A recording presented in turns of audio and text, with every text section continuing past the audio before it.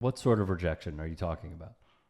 Oh, like when I pitch movies, like everybody now, I like, my team has hit a stride where, we get to do all these great stories and travel the world and, do these, share these incredible, inspiring stories. But man, I took years of rejection of no, no, no. And funny enough, because you and I both worked in the sports world, when I was pitching docs back in the Ice Guardians day when you and I first met, every distributor is like, oh, we're not that into sports. We don't like sports stories. We're not into sports. And I was like, what?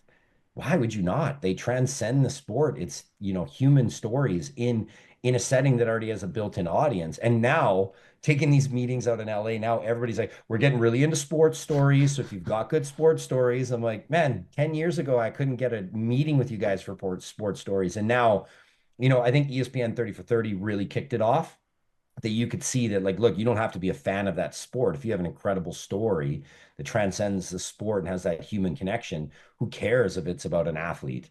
But then it really heightened with streaming, and docs have kind of really been eaten up. And you're seeing now so many great sports docs and iconic. Now the big thing is the big companies are just trying to buy out the big name stories. They're like, well, Right. who's the big athlete in this sport? Let's get him. Who's the biggest athlete in this sport? Let's get him.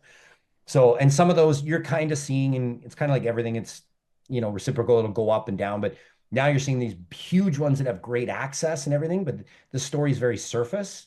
So I think that's where we still have a competitive advantage is I usually partner with the athlete or talent. We really go in the trenches with them for years and, are partnered with them on the story. So I think ours have a bit more depth a lot of the time. And I think that's why a lot of people are like, wow, you guys are doing fantastic work out of Canada because it isn't just about access and being able to use logos of teams and stuff. It's are you really building that personal connection and connecting on that human level of the character? Absolutely. I want to go back to something that you touched on, which is 30 for 30, because I feel like it has had an enormous effect, not just in film, but also with the sports fan.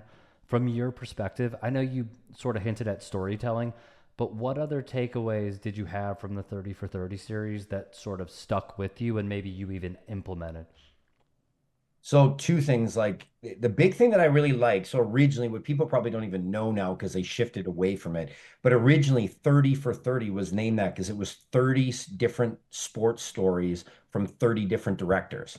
So which is really cool is you got to see how they all approached it with their own style and their camera angles, and some were direct to camera, some were slightly off, some were all archived with voiceover, and it's really cool to see how everybody had this different approach. And the first one they went got like Ice Cube directing one, and Steve Nash directed one, and big filmmakers. Billy Corben did one, and Alex Gibney did one. And now you're seeing, like, because what happened in the first one, from what I heard, is that the budgets all blew up because they got these big people, so they went way over budget.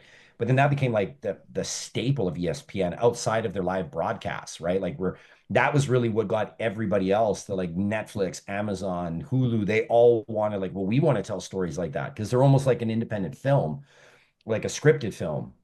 So for me, I really was inspired. I was already doing that, right? With Ice Guardians I'd had out. I don't think we might have I'd worked on The Good Son too, but Ray Boom Boom Mancini. So I wanted to do more stories like that. But being a Canadian getting into ESPN was very tough. They were always like a lot of times my connections then were hockey stories, and they're like, hockey's so low on the totem pole for us.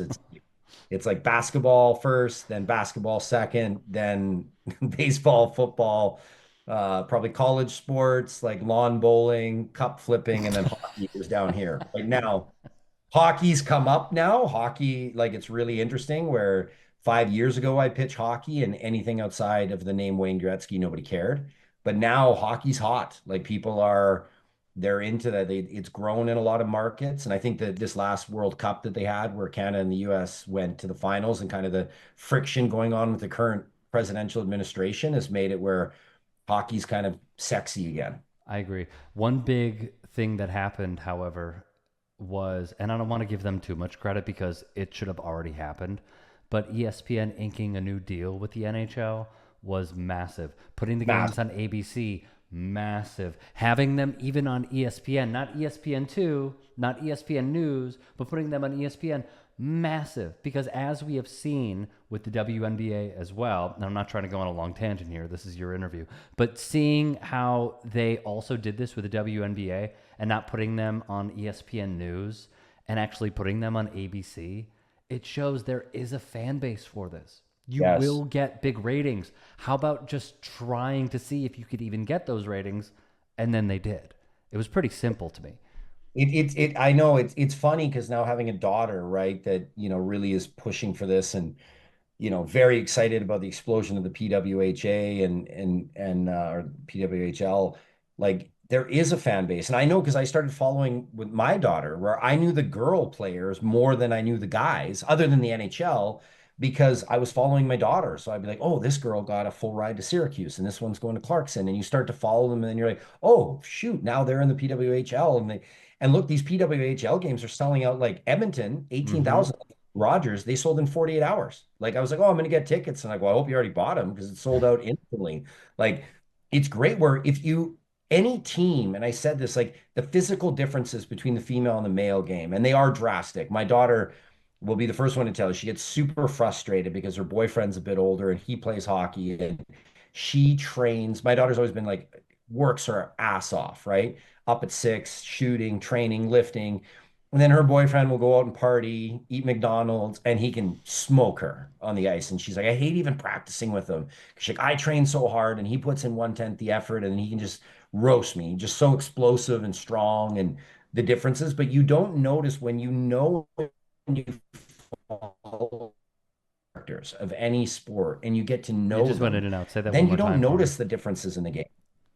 Oh, I was just saying when you get to know the characters of any sport and you connect with those characters, whether it's female hockey or women's basketball, when you know the characters, then you really start to follow them. You're invested, right? That's what makes a rivalry team is you're invested in your home team because it's a cultural thing. And your dad and you had memories watching when they won big games and the excitement in the house, or when they lost, and key characters that were part of the community, or maybe they're your neighbor. You get invested. If you don't have those, like I'm a hockey fan, but I don't tune into a regular Columbus and like Dallas game. I could care less, right? But I'll jump into the Oilers game or I'll watch a PWHL game because my daughter played with some of those girls. So I'm interested to watch. I mean, when you connect with the characters, that's what makes it special. When you don't, you admire talent. You'll watch the greatest play, right? Like right now, everybody for women's basketball is tuning into Caitlin Clark because you just want to see this phenom play, right? But to really get attached to other characters and players, you got to get to know them. And then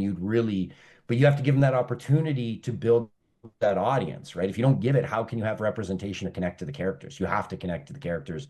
And you're starting to see that all these things are starting. Streaming has revolutionized everything, and everybody now is trying to find the new sport or the new audience that wasn't tapped into, which is a good thing for female sports because now people are like, hey, this is actually a really entertaining league, and this is a really cool character. And Sarah Nurse is a great player, and she's fun to Mm-hmm. watch. She's cool, or Natalie Spooner, or these other players. So you follow them, right? And then no matter what team they go to, you're following the character.